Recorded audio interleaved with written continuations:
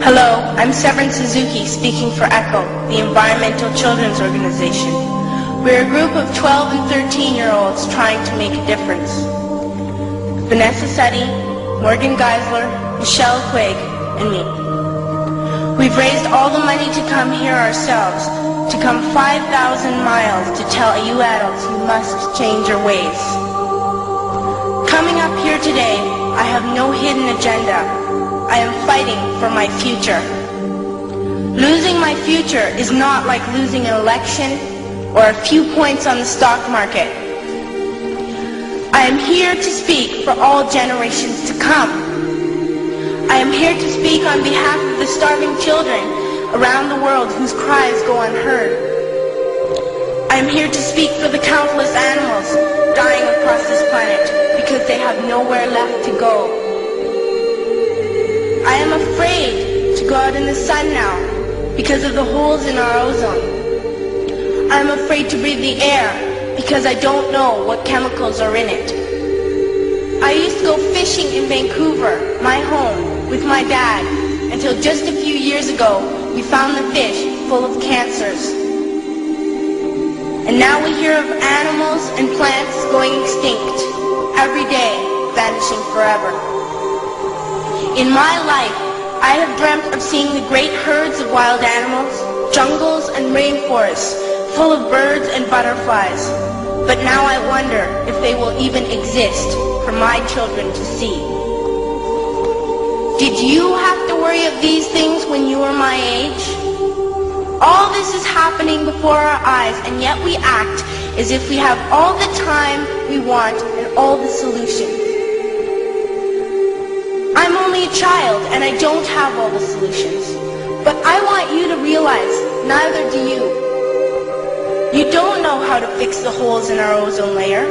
You don't know how to bring the salmon back up a dead stream. You don't know how to bring back an animal now extinct.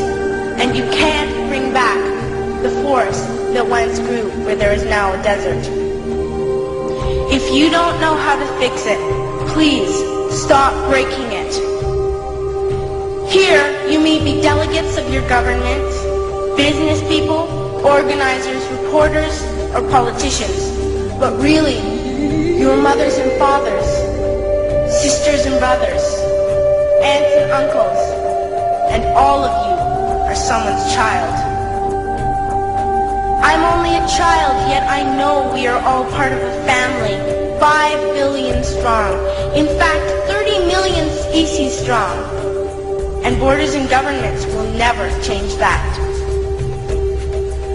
I'm only a child, yet I know we are all in this together and should act as one single world towards one single goal. In my anger, I am not blind, and in my fear, I am not afraid of telling the world how I feel. In my country, we make so much waste. We buy and throw away, and yet northern countries will not share with the needy. Even when we have more than enough, we are afraid to share. We are afraid to let go of some of our wealth. In Canada, we live the privileged life, with plenty of food, water, and shelter. We have watches, bicycles, computers, and television sets. The list could go on for 2 days. 2 days ago, here in Brazil, we were shocked when we spent time with some children living on the streets. This is what one child told us. I wish I was rich. And if I were, I would give all the street children food, clothes, medicines, shelter, and love and affection. If a child on the streets who has nothing is willing to share, why are we who have everything still so greedy? I can't stop thinking that these are children my own age, that it makes a tremendous difference where you are born. That I could be one of those children living in the favelas of Rio.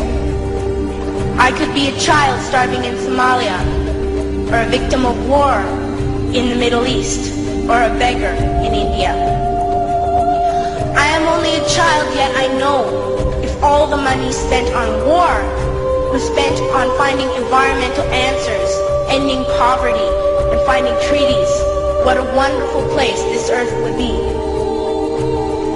At school, even in kindergarten, you teach us how to behave in the world. You teach us not to fight with others, to work things out, to respect others, to clean up our mess, not to hurt other creatures, to share, not be greedy. Then why do you go out and do the things you tell us not to do? Do not forget why you are attending these conferences, who you're doing this for. We are your own children. You are deciding what kind of world we are growing up in. Parents should be able to comfort their children by saying, everything's going to be all right. It's not the end of the world, and we're doing the best we can. But I don't think you can say that to us anymore. Are we even on your list of priorities? My dad always says, you are what you do, not what you say. Well, what you do makes me cry at night. You grown-ups say you love us, but I challenge you, please, make your actions reflect your words. Thank you.